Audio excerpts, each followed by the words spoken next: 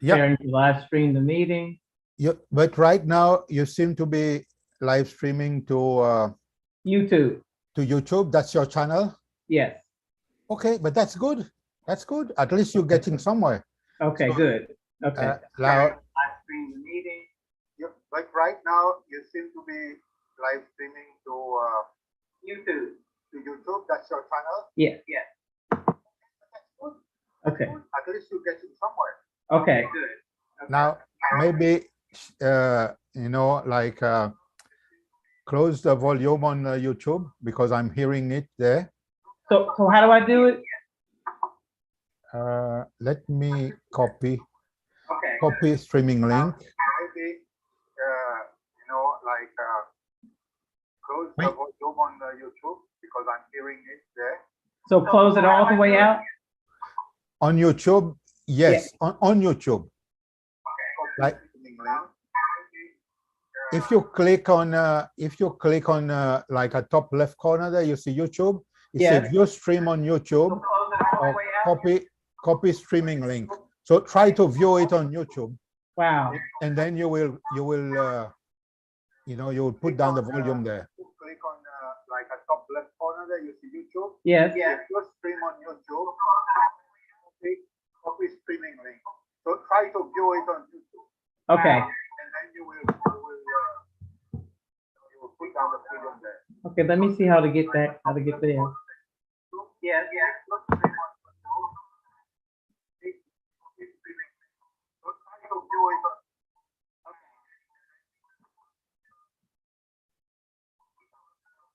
Okay, let me see how to get that. How to get there.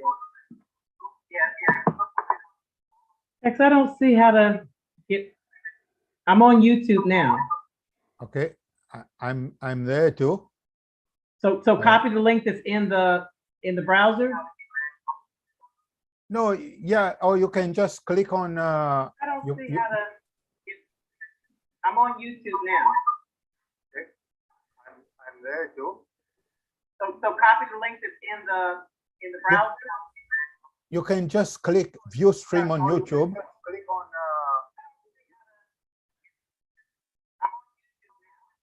Wow.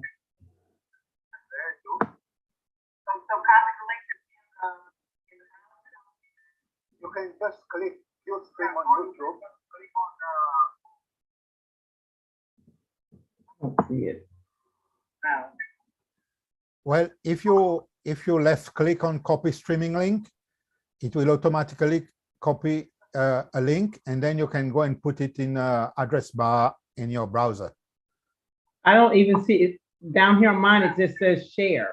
Well, if you left click on copy streaming link, it will automatically copy a link, and then you can go and put it in address bar in your browser.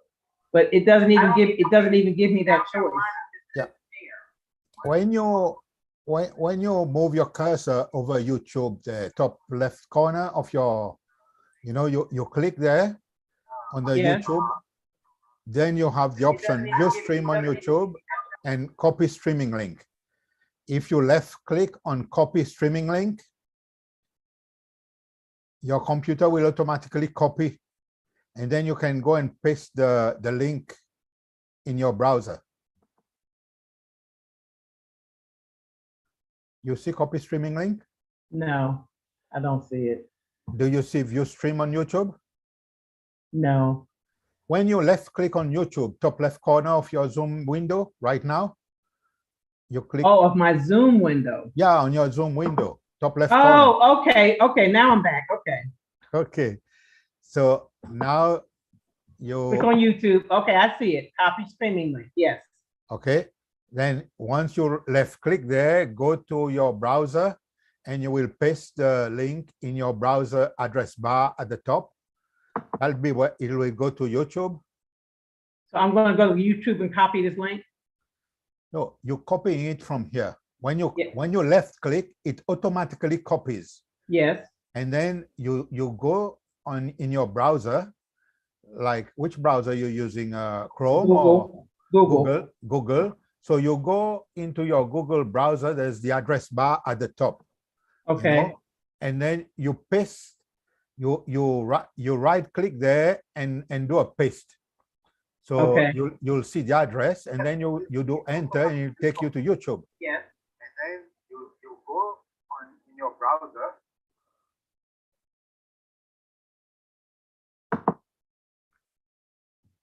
What happened? What happened? But your YouTube is playing because that's from where we're hearing the sound coming from. Okay, so I need to minimize this now? Yeah. We don't want to be hearing YouTube playing. You just want Okay. it to be going there, but you don't want to be hearing it playing. Otherwise, Okay. we'll have an echo all the time. So is it right now? Yeah, I'm not hearing myself anymore. Okay, good. Good. Okay. So Okay. it'll just, okay. People are late, so I think I'm just gonna go ahead and get started, Tech. Yeah, and Yeah, we're gonna get started. I'm gonna go off screen though. you can go off stream. Yeah, that's right. You can stop streaming. So I'm streaming now so I can be heard, right? You're streaming to your YouTube. Yes. So if you're streaming to your YouTube, afterwards you'll be able to go there, and there'll be the recording there. Okay. You see, if you were, Is it picking us up now on YouTube? it should be, because Okay. it says that it's live on YouTube. Okay. So it must be picking it up. Okay. All right. Well, we're gonna start, Tech. Okay. And I can record on Facebook, right? Do you want I'm me sorry, to, on Zoom. and I can record on Zoom, right? Yeah, you can also do a record. That's right. You can record to the cloud or record to your computer. All right. You want me to do an intro of you? Do you want me to read your intro, your bio on your card? Your event card has a, so I'll just like introduce you. Sounds good. And then we start. All right. Let me record on the cloud. Okay. So we're recording. And have you disappeared from here? Okay, you're here. Okay. Yeah. Okay. So welcome everyone who'll be seeing the recording of this session that we're having in Poetically Speaking, many voices, one breath. My name is Tex Albert. I'm here in Quebec, and I'm with Emery B. Thomas Brown. She's actually the steward of this room, and she's the one who's invited us to join her here today. Now, Emery, she writes in her bio, many voices, one breath, the tethered line of life and death, the earthen vessels of hope, dreams, and faith, a paradigm shift to cultivate, experiences that impress us, dreams that enliven us, and breath that sustains us, a force of nature, water and streams, mountains and valleys. I am the dream, alive with vision, postured in faith, a living epistle of divine escapades. Unity invites us all to abide in the love that is and peaceably abide, hand to hand, breath to depth. Many waters we've crossed, many mountains we've climbed. As long as there is breath, there is hope, a coming together on the long walk home. Let's walk together, children. There's work to do, all aboard the magic canoe. And so we are invited by Emery B. Thomas Brown today. Thank you, Emery. Thank you, Tex. Thank you. Thank you. Thank you so much. Thank you. Thank you. And welcome, everyone. Welcome, everyone. I'm going to be sharing from different writings tonight, and I'm going to be jazzing with Tex a little bit here. And so I'm going to be reading from The Reformation of a Nation, the United States of Remembrance. This was published in 2012. And I'm also going to be reading from the Prophet, Quran, okay? Wonderful. And hopefully we will be joined by some people here shortly, and they will come in and give their voices into this event and gathering as well. I'm going to go off screen. I'm still here reading because I want you to listen to the words and the sounds and the pauses and the breaths in between.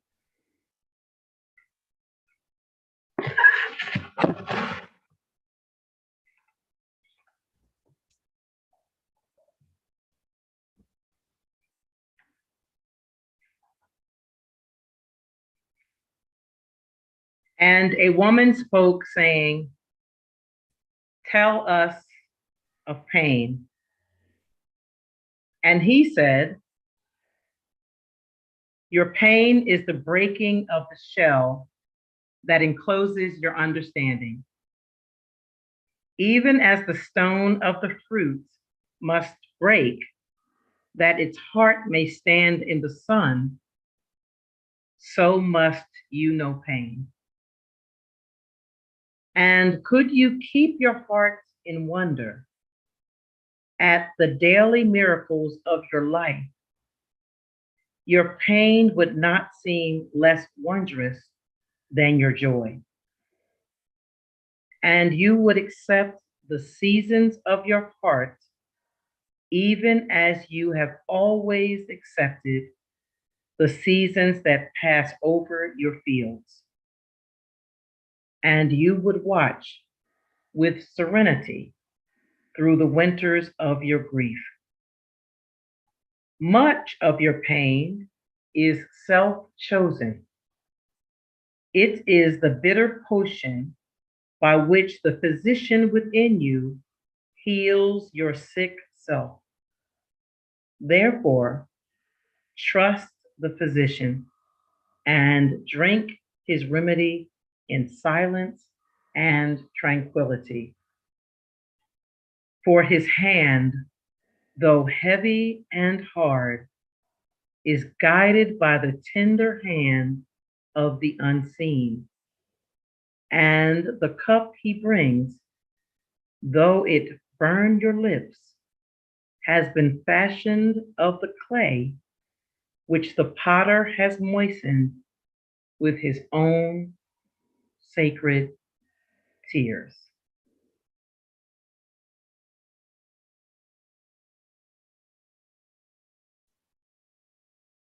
Let's take a moment to take a breath. Let's breathe in through the nose, feeling our belly rise. Hold the breath, and then release through the mouth, full and deep.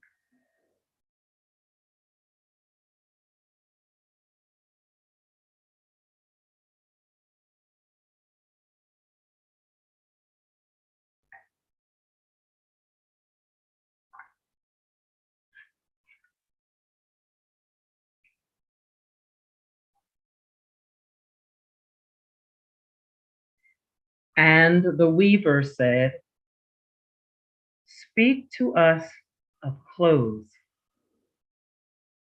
And he answered, "Your clothes conceal much of your beauty, yet they hide not the unbeautiful.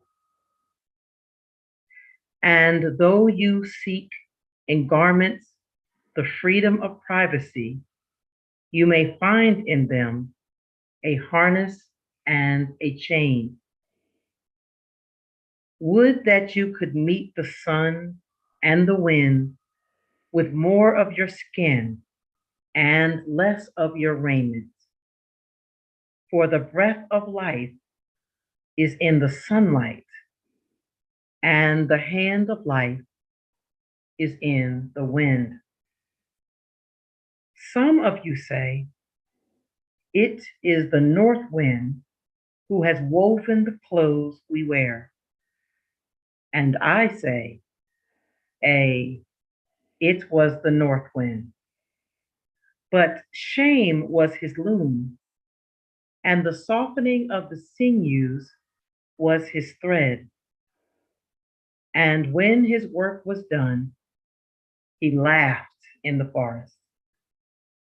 Forget not that modesty is for a shield against the eye of the unclean.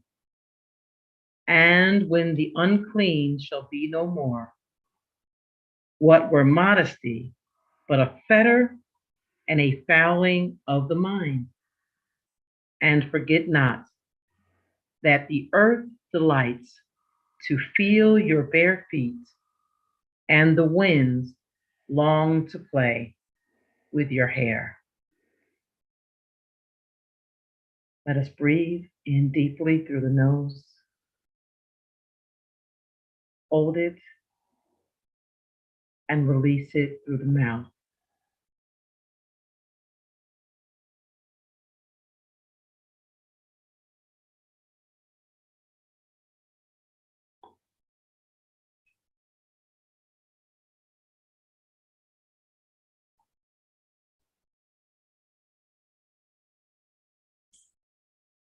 Oh, eh, Emery, eh, thank you. Both were Gibrans, eh? Yes, Both were Gibran's The Prophet. I yes. know that book. I know that book quite well. I even have one here. But it was very significant in my growing, in my becoming, and it's still a treasured book.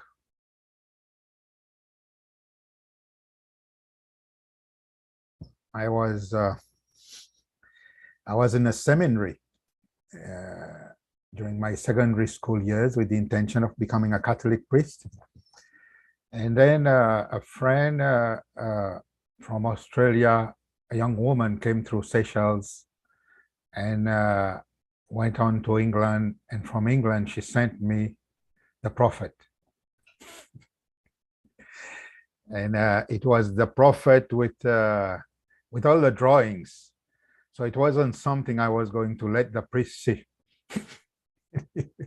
Anyway, uh, but that Khalil Gibran's The Prophet, and then she also sent with The Prophet there was Théâtre de Chardin, the Divine Milieu. So those two books were very instrumental in getting me to shift my perspective uh, as to whether or not I proceed in the priesthood, or do I, follow my allurement for the fairer kind, the fairer gender. And along with that came also at that time, I came across Jonathan Livingston Seagull. And that really decided it for me, that I will go in the world and live and become what I need to become in the world. I don't need to join any particular religious order, but I will be, religion means to be linked, but Yes. I will link, and of course, James Joyce's Portrait of the Artist as a Young Man also reinforced that thing, that I will plunge into life and I will come out of it what I may become, And it's interesting that you say that you chose not to go into religion, that you chose your own path in the world, that you would just allow yourself to unfold in the world and not be attached to a particular religion. And it reminds me of how I see religion. I see that we are each a religion unto ourselves, that our experiences, our understandings, our perceptions all become offerings in the temple of God, that we are. And so, and for those who choose to go to seminary and follow that path, but that was not the path for you. Yeah, it's interesting, text, because I was just going to read from The Reformation of a Nation tonight. And this book kept calling to me on my shelf. And I'm saying, I love Khalil Gibran. I love his, I mean, this is the book, The Prophet is my favorite. And so I don't mind reading, but I'm thinking like, why now? Because all week we've had meetings, but I felt today to bring it down. And here you come with this story unfolding about how it spoke to your path when you were deciding which direction you should go. Yeah, very important. Then that, now by then I'm in my pre-university years, and I'm studying English and French and history, and we also had a paper to do, general paper, and there were exams coming in from Cambridge University in England that we would sit. But like for the French, I had to have an interview with I think there were two or maybe three, but I definitely remember two women on that panel. And when I was asked, what further studies did I plan to take, I replied that I am going to the University of Life. And I was one of the top students generally in that college. So that like flustered the woman who had been one of the French teachers, and so I said, the University of Life. I say, I'm into the study of theosophy. Mm. I'm looking back at what I said now. But you're reading the first poem you wrote, the first lyrics there of Khalil Gibran, of pain and the woman, evoked in me something I wrote, in that was end of 2019. Mm. I am going to read it. I wrote it in French, okay? And I wrote it in French and wrote it also in English the same day. Today is the National Day of Quebec.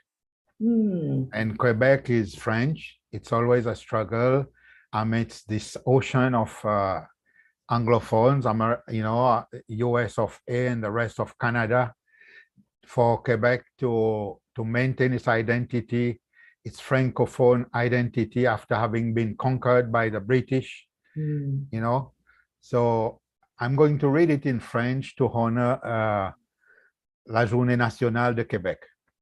So what I wrote, you can, if you understand French or not, or who hears this after, but Yes. the musicality at least. Yes. At that point in 2019, I was quite engaged in some civil society action here for a citizens' constitutional assembly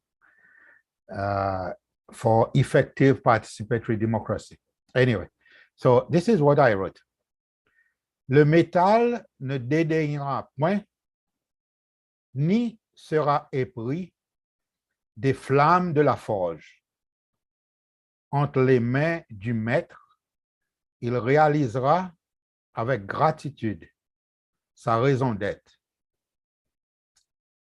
So in English, it translates to, the metal will not disdain, nor be enamored with the flames of the forge. Mm.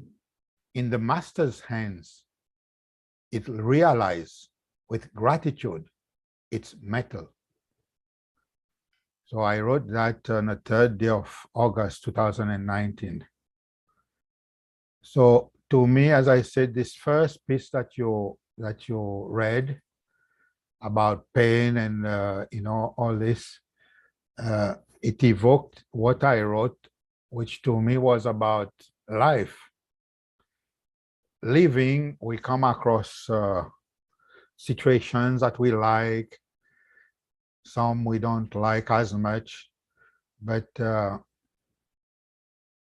we must not become enamored, with the, like so caught up that we lose ourselves.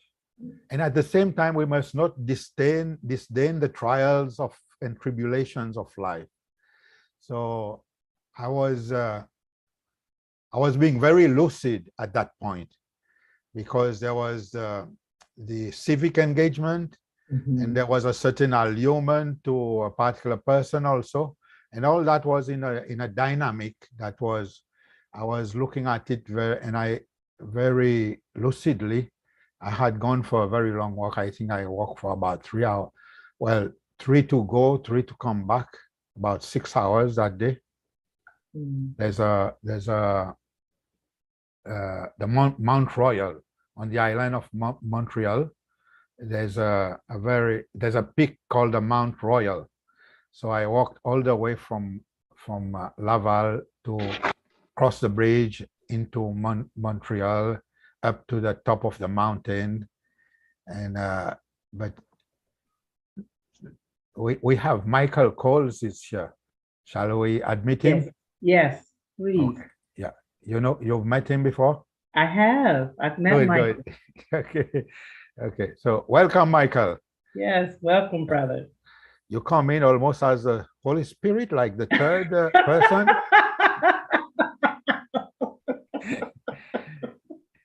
The Trinity is here. Yeah. So, Oh, okay. Well, just to say, we only three, and then we started off by, I did an introduction of Emery, and then she did some reading from Khalil Gibran, the prophet, and I've just shared what the first piece evoked in me. So that's where we at, and also how I came across the prophet in my life, and how it may have been a rather decisive in my career path from an adolescent. Emery, it's interesting.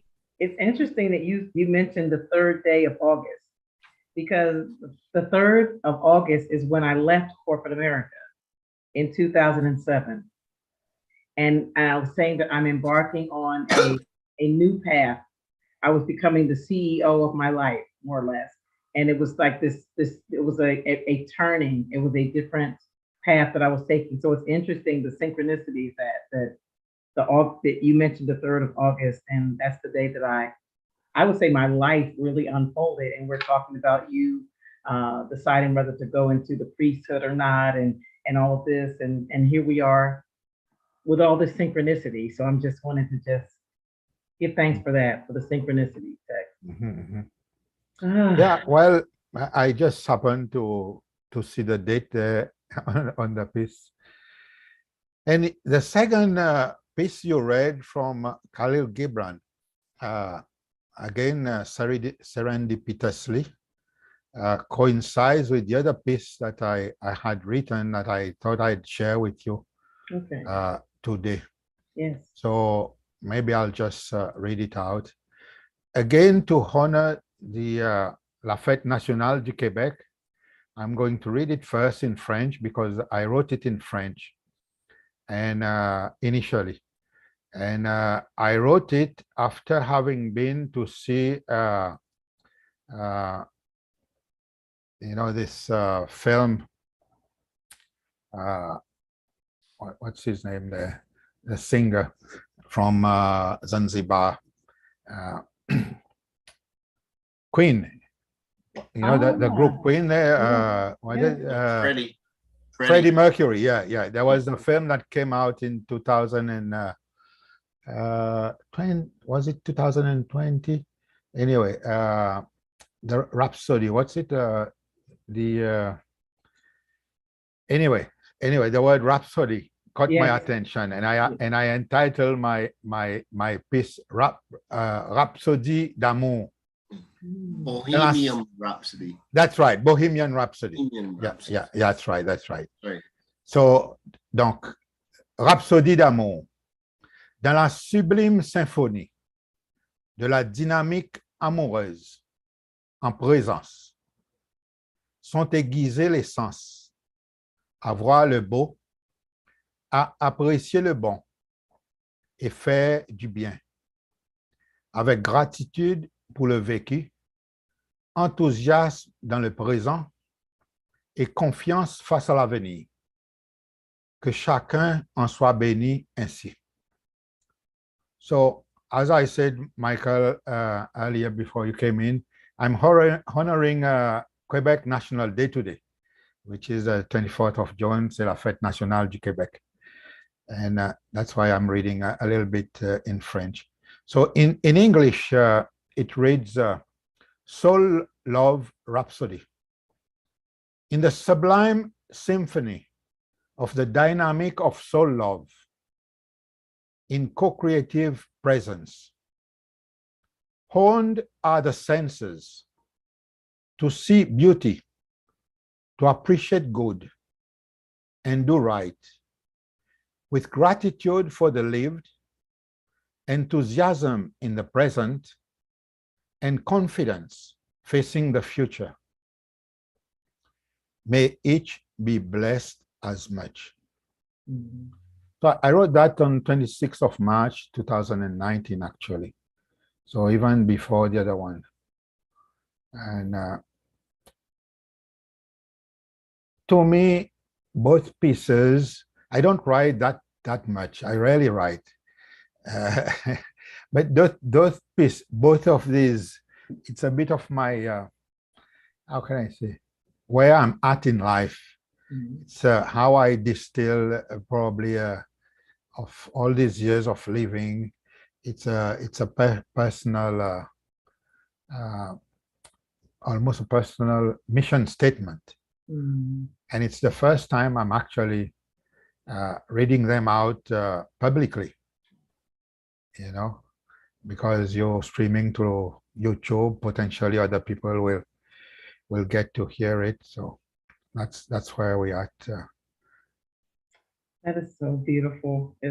I don't even have words, but just how divine and how presence just brings everything into unity. And even what we're exchanging here tonight, it's just a reminder to me how all we have to do is fold into ourselves, and where we fold into ourselves connects all living things, uh, cosmically, physically, spiritually, mentally, emotionally. It's all connected in here.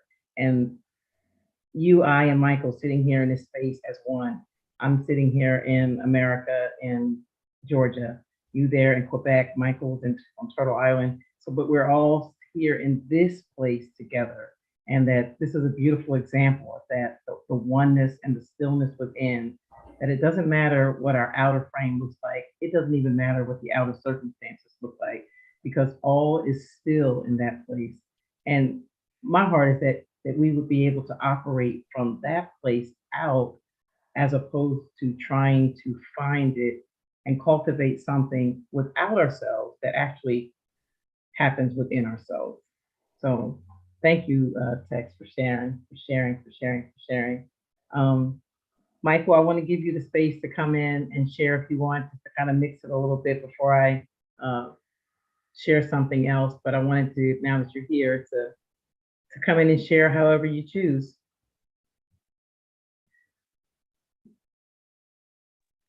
No, thank you very much, Marie. Yeah, nice to see you, Tex. Good to see you, Michael.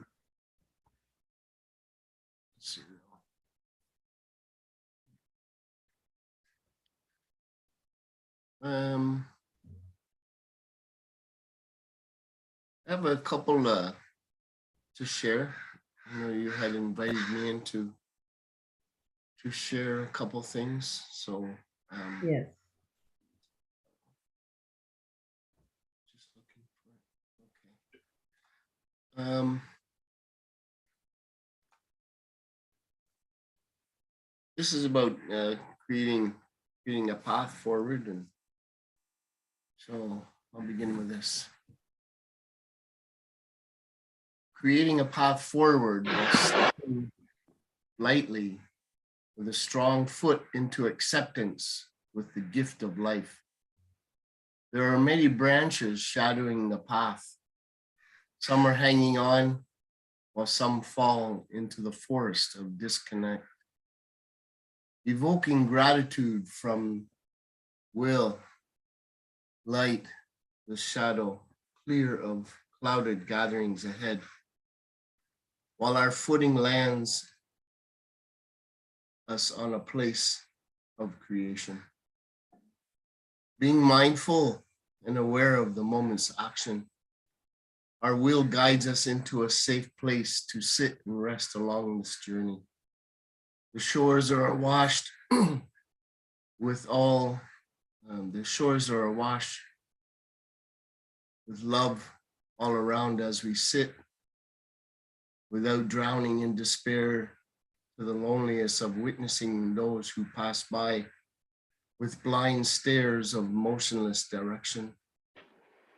As we stand in the moment's notice to see the shimmering light from creation's beginning, she calls us by name to keep the direction clear so we may stand on mountaintops of what is to come. The mountainous path creates the road of strength to carry the bundle we are each given with each step we take. Drink in the valleys of rest and abundance, for the water of life will wait for our thirst. Respect the burdens of relations, for one day we may be asked to carry it. The shoulders of our relations will protect us in times of refuge to become healthy humans again. Our journeys may be different, but the path we create will always bring us together. So be the best human you can be.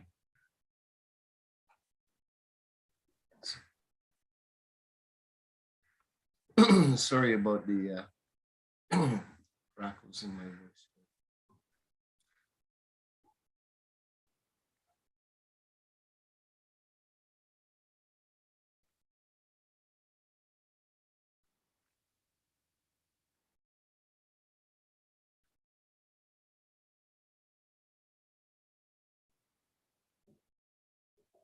I have one here is do or do not. Do or do not. There is no other choice. If you do not, get out of the way for those who will do it for all. If you do it right away, or don't do it at all. If you do it right, go the distance until it's done for all. If you have done what you do, we thank you. And if we thank you for what you do not keep what you do from those who do not. For what you do or do not do is still part of a choice. I hope this wisdom and knowledge helps all to make better choices. Please keep in mind we must have the wisdom not to do without the knowledge of all. There's no other choice.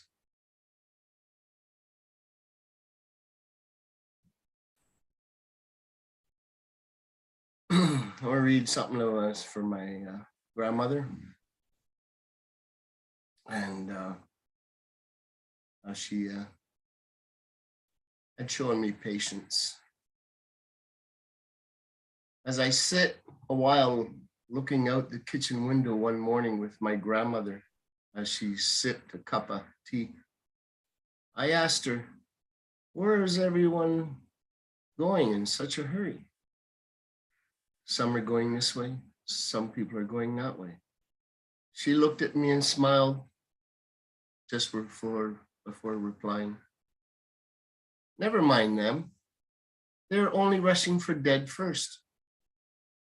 As she pointed to the garden out the other window, she said, look for the bees and the butterflies and the dragonflies.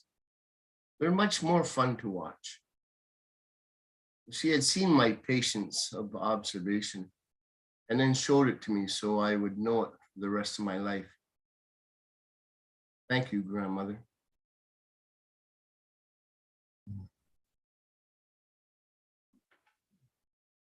Thank you, Michael. I have one for something that has to do with violence, not violence, non-violence.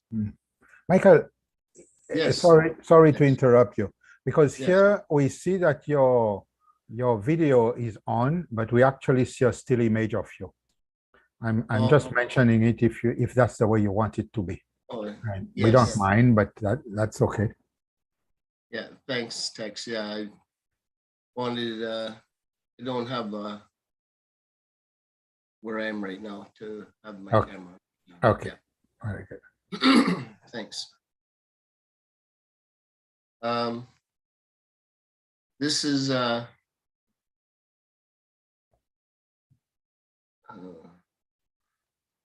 story. It's called How I Came to Know the Face of Non-Violent Violence. And this has to do with everybody. I'm not a violent person, but I also understand that I must create or carry out a certain act of violence in order to be in this world. I have to kill to eat, whether it be a plant or an animal or whatever. I must carry out certain things. And this is how it was taught to me, or how I wrote this to be able to have it taught. Pardon me, excuse me.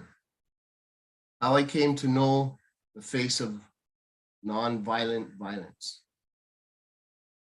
Sitting one early morning at the edge of the dock with my grandfather and his fishing pole that was 10 times my age, so my grandpa had said. But that's another story in of itself. I love to listen to his stories and the mysteries of the moment that he gave me. The words were so strong that they echoed effortlessly off the calm, still waters all around us. As the sun sat in the morning in the dawning light, my pole started to twitch. I shouted with excitement while jumping to my feet. Grandpa, I got one. After about 5 minutes or so, the struggling was over. As I held the fish, I could feel the breath it tried to take as I watched its mouth open and close, open and close. I wondered if it was painful for the fish not to be in the water.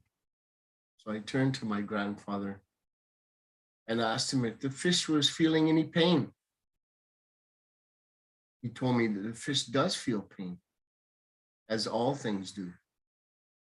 A feeling of guilt washed over me as I realized the harm that I was doing by removing it from the water. I looked up at my grandpa while asking him to put it back. Grandpa said, "Then what will we feed Grandma? She is waiting for us with a skillet in hand." He asked me how I was feeling about having to kill the fish so that we could provide the morning meal for the three of us.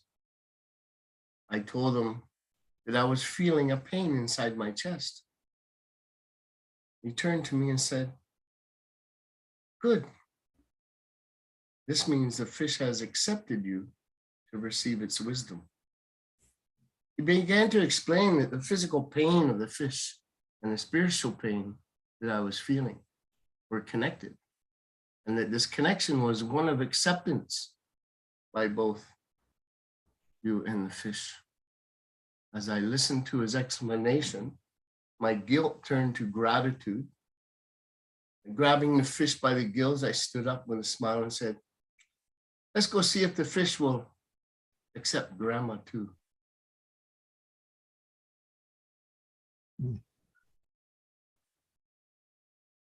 Thank you, Michael.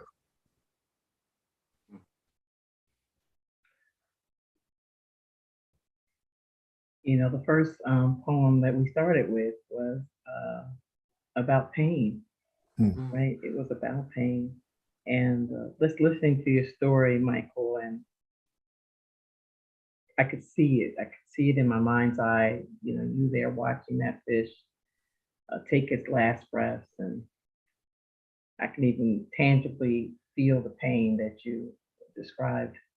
And then the voice of wisdom coming in from your grandfather, uh, speaking to the necessity, the beauty, and the purpose in pain.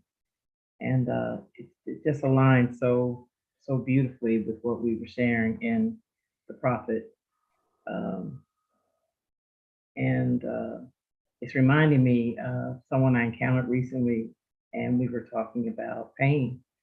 And they said to me, my father always told me that pain is weakness leaving the body.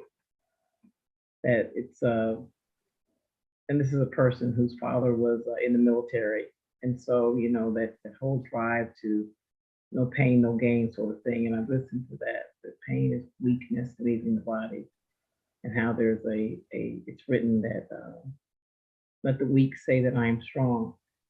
And even in hearing this person share this, I could still see great beauty in that pain.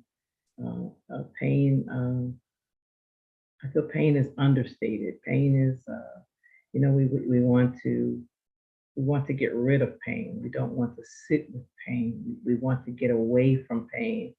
And pain is an indicator of a condition that um, needs to be addressed or a lesson that needs to be learned. But pain has a purpose, and I've learned to see the beauty in pain. And listening to you share your story just reaffirms um, the purpose in it. So, Tex, how about you? What do you get from that?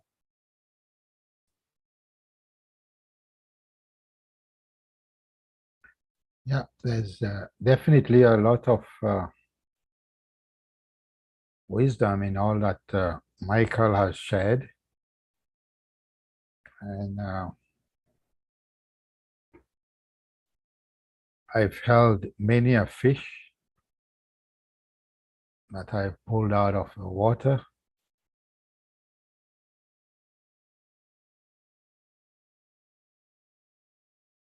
Now, I think your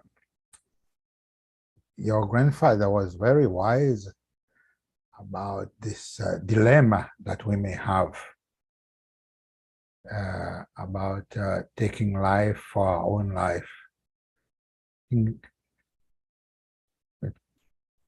in his own way, he put in a lot of reverence, you know, that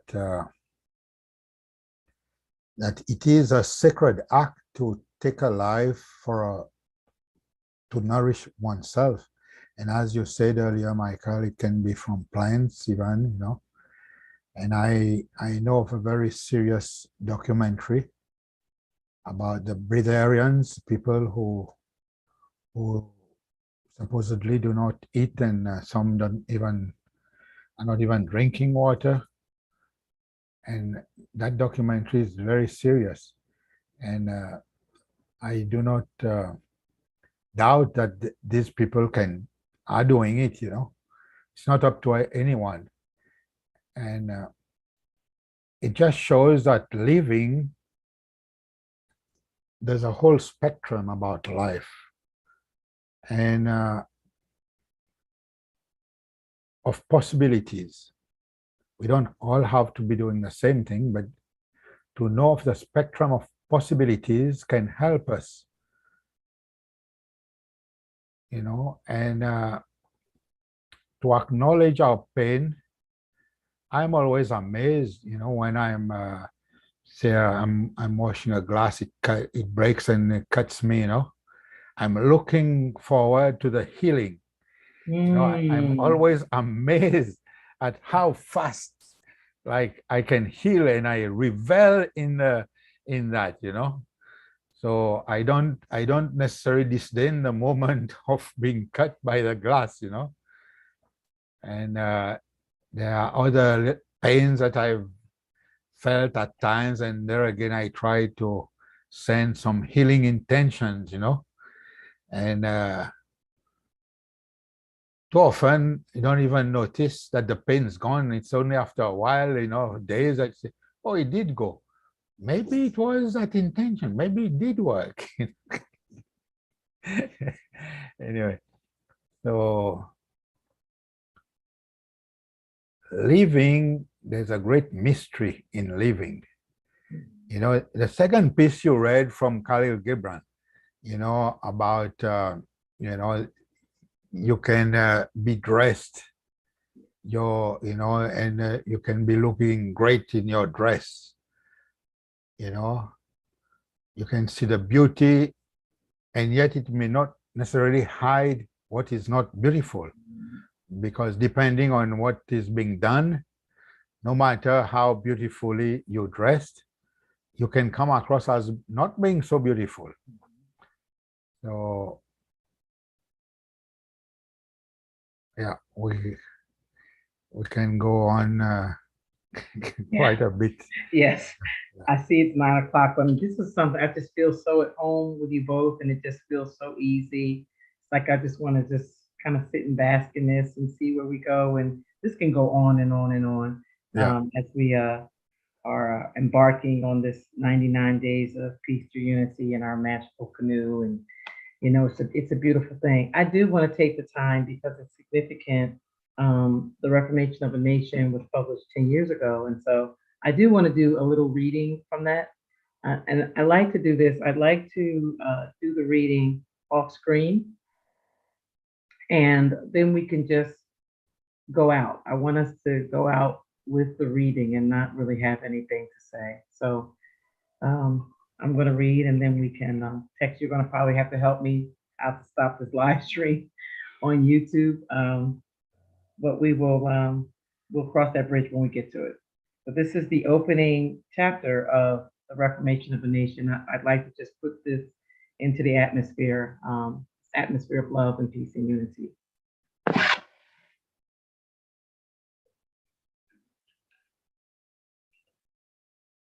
As the United States of America stands on the cusp of its re-election of President Barack Obama to a second term, and Israel prepares to go to war, the nation of every soul stands predisposed to come to terms with its pandemic end, an end that was established long before its humble beginnings in the womb of humanity. All were born to die, to come to the end as previously understood, and to arrive in a place of completion. In this place, we are fully engulfed in the reality of truth. This is a journey within that every human being takes solely and wholly. As we take this time to examine ourselves within the framework or figure that we were originally formed, there is a human tendency to compare and judge what is not readily understood. You will be challenged to forego these typical patterns of thinking to possibly experience something new and different in a language that you clearly understand, a language that you have always known and somehow misplaced in the transition to your current state of reality. However this message unfolds to you, it is your own personal truth. Let it be with no need for explanation or clarification.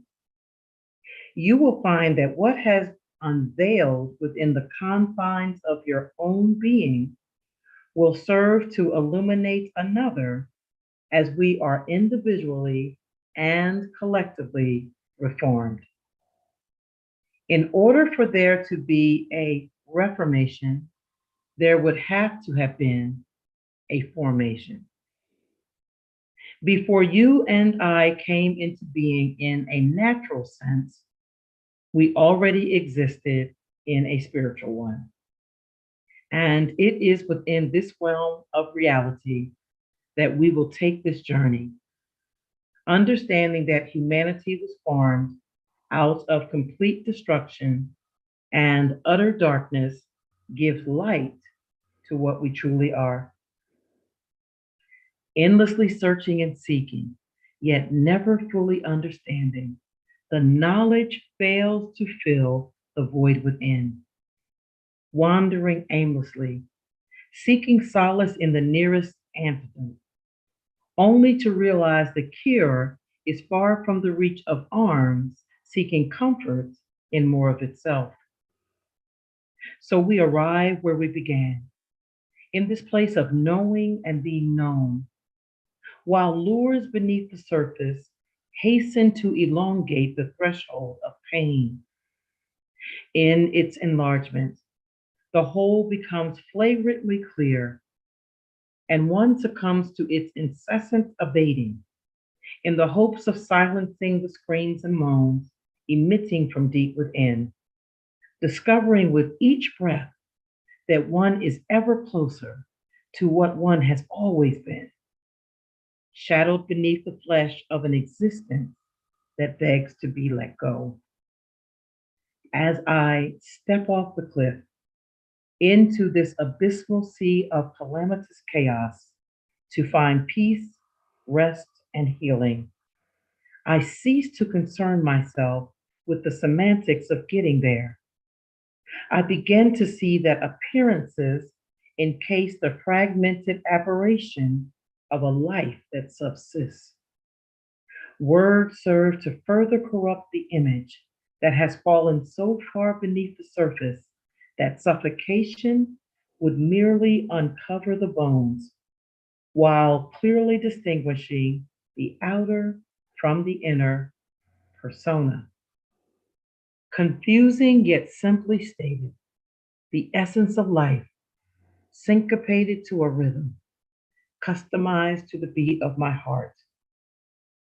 If only I could silence the voices long enough to rediscover the word that erupted from my being when my head broke through the opening and a new language threatened to quell my inner voice.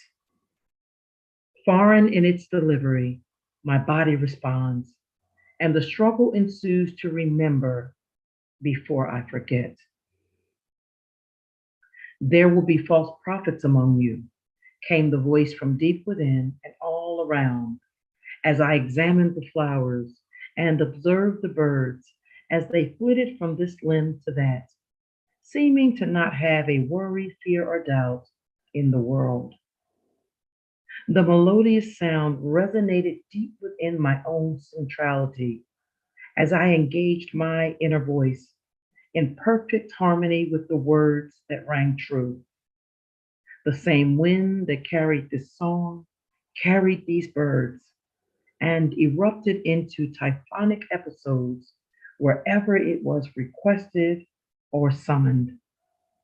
As go the wind, so go I, sequestered within the immaterial reality of who I am, charged to remain at rest in the midst of chaos, my mountain and valley, my river and my ocean, my ending and my beginning, all hinging on this one truth.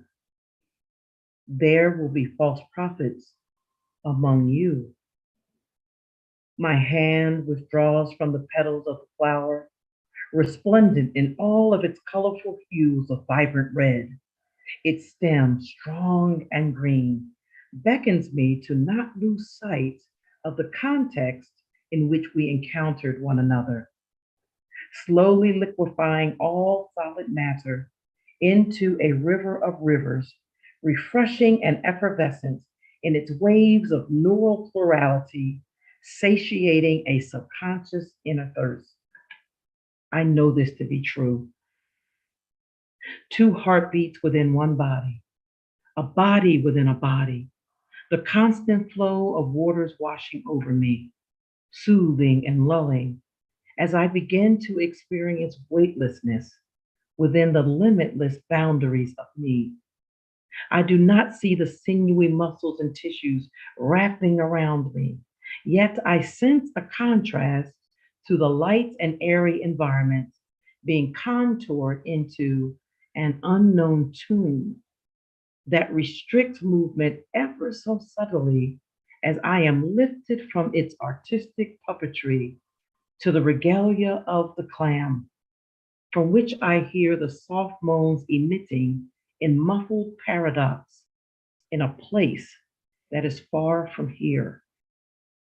Scathingly close are the words that are ciphered amid the climax of two bodies becoming one while the soul remains divided. Who do I cling to in this unfamiliar space that begs to claim me, to rob me of the pure essence of who I am? I struggle to regain my composure as the voices grow louder until I can no longer hear the song. As the music fades to black, I garble a language that is still so very foreign to my inner ear. There is not one single united syllable. I am confused by the conjecture and the ebb and flow of this space that has served to silence my voice to the point of mere grunts and moans. I find a digit and place it in the orifice beneath the smell. The taste is disguised by the temporal comfort that avails itself to me as the tremors subside and I am rocked to sleep by the faint cry of the dove seated high above in the myrtle tree, cooing the words of peace that have echoed beyond the walls of this new existence for eons gone by. Much like the ocean that rocks the boat as the evening tide comes in, sometimes crashing against the sands of time, other times rolling into the banks of the river, sending tremors afresh into the outer region of an arid existence, renewing a hope that can only be understood within the confines of one's own mind, sending shock waves to the heart of this solid matter. It signals peace to take up residence in this new body. It will be days before the reality sinks in, and by then, I will be gone. I am prodded to see the irony of the two existences that are housed within me. What was once clearly detectable to my naked eye, with every lash protruding from my lash, my soul now bears the brunt of the strife. They welt the surface, leaving scars and abrasions, as I experience the pain of falling off of the cliff with no rope into the abyss of this human reality that begs to be rescued. A soul has been captivated by inconsistent paradigms with no clear indication of its palatial purpose, yet somehow expected to agree to this hostile takeover long before coming to the full knowledge of its opposition. So, where do I stop and it begin? It is the opportunity of a lifetime. I purpose to hold on to this truth as I pass the connecting path that once led me to the zone I am headed to. The journey is mine to take, holding the hand of that old familiar traveling companion, remaining fixated as I am tossed to and fro, in and out of consciousness, to rest in the arms of wisdom as the voice of remembrance.